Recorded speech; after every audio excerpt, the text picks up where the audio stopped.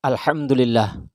Alhamdulillahilladzi hadana subulas salam wa afhamana bi syari'atin nabiyil karim. Asyhadu an la ilaha illallah wahdahu la syarikalah dzul jalali wal ikram. Wa asyhadu anna sayyidana wa nabiyyana Muhammadan abduhu wa rasuluh. Allahumma salli wa sallim wa barik ala sayyidina Muhammad wa ala alihi wa ashabihi wa tabi'ina bi ihsanin ila yaumiddin. Amma ba'du. Faya ayyuhal ikhwan, usikum wa nafsi bitaqullah wa ta'atih la'allakum tuflihun.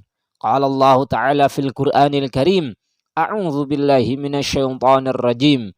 Bismillahirrahmanirrahim.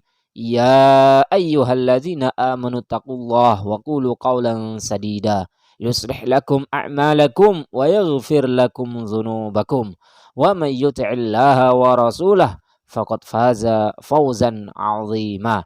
Qala ta'ala ya ayyuhalladzina amanu taqullaha haqqa tuqatih wa la tamutunna illa wa antum muslimun. Ma'asyiral muslimin rahimakumullah. Marilah kita tingkatkan ketakwaan kita terhadap Allah Subhanahu wa Ta'ala. Takwa dalam arti melaksanakan segala perintahnya dan menjauhi segala larangannya. Sebab dengan takwalah yang akan mengantarkan kita menggapai kebahagiaan dunia dan akhirat. Di antara ketakwaan kita terhadap Allah adalah mengisi atau memanfaatkan kesehatan dan waktu luang dengan perbuatan-perbuatan yang diridhoi oleh Allah Subhanahu wa Ta'ala.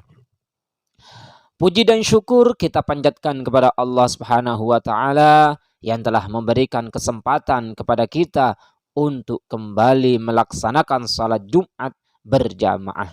Betapa banyak orang yang tidak diberi kesempatan untuk bersalat Jumat hari ini dengan berbagai alasan dan keadaan.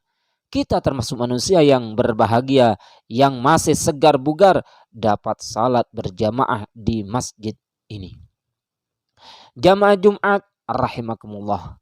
Ada sebuah hal yang terkadang kita luput memikirkannya meskipun suatu saat kita bakal menghadapinya. Perkara itu tiada lain adalah kematian. Siapapun akan mengalami mati. Kematian adalah keniscayaan yang dialami oleh setiap manusia walaupun sebabnya berbeda-beda. Allah Subhanahu wa Ta'ala berfirman di dalam Al-Qur'anul Karim, Quran Al-Jumu'ah ayat 8. Qul innal mautal ladzi tafirruna min fa innahu mulaqikum thumma turadduna ila alimil ghaibi wasyahadah fayunabbi'ukum bima kuntum ta'malun. Artinya, katakanlah, sesungguhnya kematian yang kamu lari daripadanya, maka sesungguhnya kematian itu akan menemui kamu. Kemudian kamu akan dikembalikan kepada Allah yang mengetahui yang gaib dan yang nyata. Lalu dia beritakan kepadamu apa yang telah kamu kerjakan. Quran surat Al-Jumu'ah ayat 8. Lalu apa arti kita hidup di dunia? Dunia adalah tempat kita mempersiapkan diri untuk akhirat. Sebagai tempat persiapan, dunia pasti akan kita tinggalkan. Ibarat terminal, kita transit di dalamnya sejenak sampai waktu yang ditentukan. Setelah itu kita tinggalkan dan melanjutkan perjalanan lagi. Bila demikian tabiat dunia, mengapa kita terlalu banyak menyita hidup kita untuk keperluan dunia? Diakui atau tidak, dari 24 jam jatah usia kita dari sehari semalam, bisa dikatakan hanya beberapa persen saja yang kita gunakan untuk persiapan akhirat. Selebihnya bisa dipastikan terkuras habis oleh kegiatan yang berputar-putar di sekitar dunia.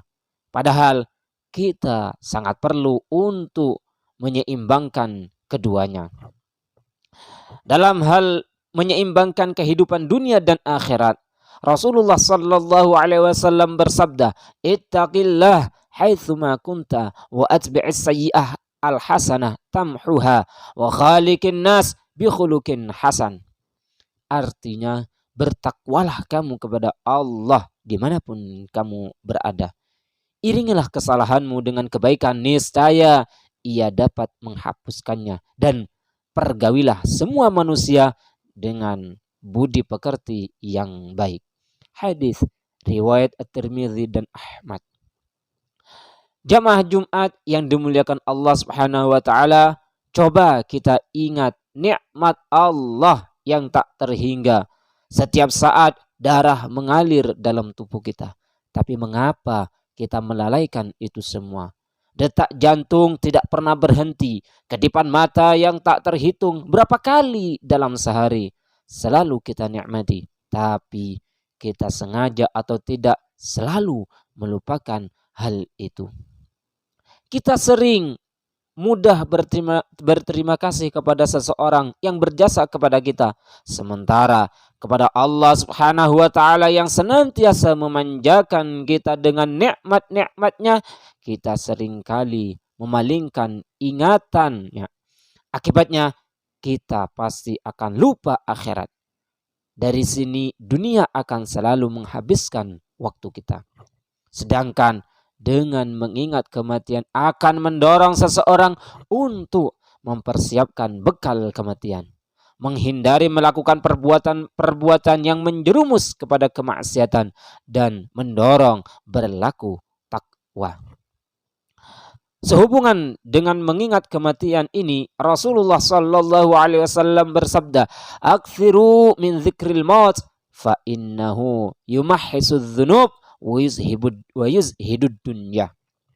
Artinya, perbanyaklah mengingat kematian, sebab yang demikian itu akan menghapuskan dosa dan menyebabkan timbulnya kezuhudan di dunia.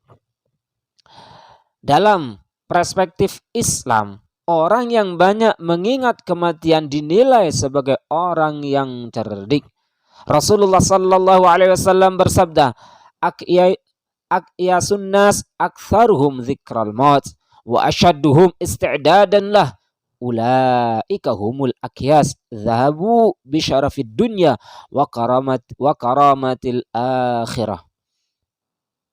Artinya, secerdik-cerdik manusia adalah yang terbanyak ingatannya kepada kematian, serta yang terbanyak persiapannya menghadapi kematian. Mereka itulah orang-orang yang benar-benar cerdik, dan mereka akan pergi ke dalam baka dengan membawa kemuliaan dunia serta kemuliaan akhirat. Hadis riwayat Ibnu Majah. Jamaah yang dimuliakan oleh Allah Subhanahu wa taala, sekurang-kurangnya ada 7 cara mengingat kematian. Sebagaimana berikut. Pertama, meningkatkan pemahaman tentang kehidupan sesudah mati. Hal ini sesuai dengan firman Allah Subhanahu wa taala bahwa sesungguhnya kehidupan di akhirat itu lebih baik bagi orang-orang yang bertakwa. Walad darul akhirati khairun lilladzina yattaqun afala ta'qilun. Kedua, menjadikan dunia sebagai tempat menanam kebajikan dan tempat persinggahan. Menanam benih-benih kebajikan sangat dianjurkan dalam Islam selagi kita hidup di dunia. Karena dengan demikian kita akan memanen kebajikan itu di akhirat nanti. Ketiga, penting untuk menyadari bahwa kematian itu sangat dekat dengan kita. Kapanpun dan dimanapun kematian pasti terjadi. Keempat, dengan membiasakan untuk menjenguk orang sakit, baik itu keluarga maupun tetangga, dan mendoakannya agar diberi kesembuhan. Kelima, bertakziah kepada yang ditimpa musibah kematian. Bisa dengan sukarela ikut mengurus, memandikan, mensalati jenazah, dan mengantar jenazah sampai dengan penguburan jenazah.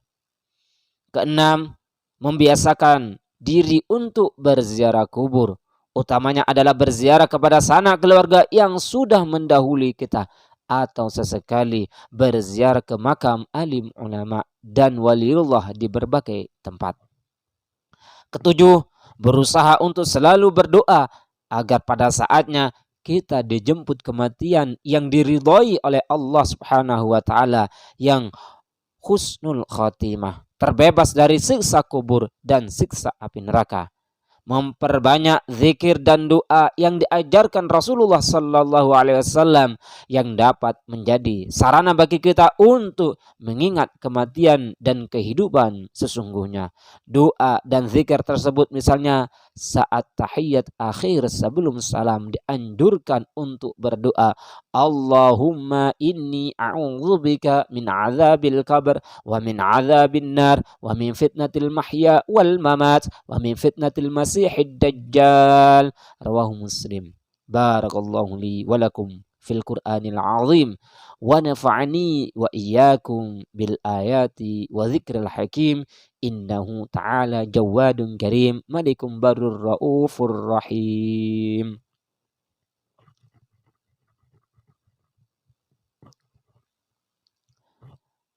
Alhamdulillah. Alhamdulillahilladzi manna 'alaina bid-dinil qawim wa hadana ila siratil mustaqim wa asyhadu an la ilaha illallah wahdahu la syarika lah wa asyhadu anna sayyidana Muhammadan 'abduhu wa rasuluh an-nabiyyul karim ar-raufur rahim. Allahumma salli wa sallim ala sayyidina Muhammad wa ala alihi wa ashabihi haqqa qadrihi wa miqdarihil azim. Amma ba'du. Faya ayyuhal muslimun ittaqullah haqqa tuqatih wa la tamutunna illa wa antum muslimun. Ibadallah, i'lamu أنه لا أنفع للإنسان في هذا الزمن من ثلاث خصال: الصدقة السر والإجهار والاستغفار آناء الليل وأطراف النهار وكثرة الصلاة على النبي المختار. فالصلاة عليه صلى الله عليه وسلم من أعظم القربات وأفضل الطاعات ومن أقرب الطرق الموصلة إلى رب البريات. فقد أمركم الله سبحانه وتعالى بأمر بدأ فيه بنفسه وثنى بملائكة المسبحة بقدسه وثلث بكم يا أيها المؤمنون من برية جنه وإنسه. فقال مخبرا وآمرا عليما إن الله وملائكته يصلون على النبي يا أيها الذين آمنوا صلوا عليه وسلموا تسليما. اللهم صل وسلم على إمام الموحدين وعلم المهتدين وقائد الغر المحجلين سيدنا ومولانا حبيب الله ورسوله وأمينه على وحيه وتنزيله أبي القاسم سيدنا محمد بن عبد الله بن عبد المطلب بن هاشم وعلى آله وأصحابه الناصرين لشريعته والمهتدين بهديه المتبعين لسنته وعلى التابعين لهم بإحسان إلى يوم الدين. ورضي الله تبارك وتعالى عن الخلفاء الراشدين أئمة المهتدين ساداتنا ذوي قدر الجلي أبي بكر وعمر وعثمان وعلي وعن أصحاب رسول الله أجمعين وأزواجه الطاهرين أمهات المؤمنين وأهل بيته الطيبين الطاهرين. اللهم اغفر للمؤمنين والمؤمنات والمسلمين والمسلمات الأحياء منهم والأموات إنك قريب مجيب الدعوات. اللهم اجعلنا بذكرك منتفعين ولكتابك وسنة رسولك متبعين وعلى طاعتك مجتمعين وتوفنا مسلمين وألحقنا بالصالحين. اللهم أصلح ولاتنا وأمراءنا وكل من وليته شيئا من أمورنا وأمور المسلمين. اللهم استر عوراتنا وآمن روعاتنا وغزر أمطارنا وأرخص أسعارنا واشفي مرضانا وعاف مبتلانا وارحم موتانا وأصلح أحيانا يا أرحم الراحمين.